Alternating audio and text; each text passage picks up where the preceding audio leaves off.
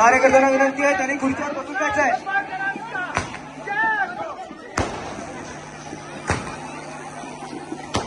त्या ठिकाणी बेळगाव ग्रामीणच्या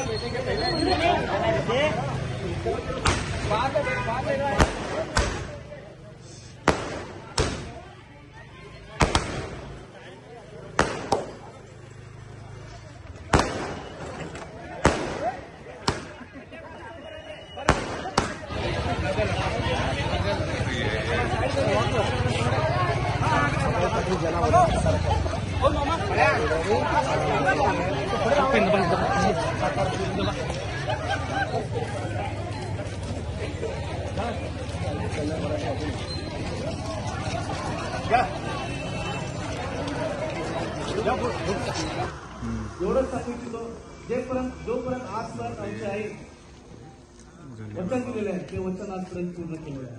इथं तुमचं सर्वात मोठं समस्या तुम्ही मला सांगितलं.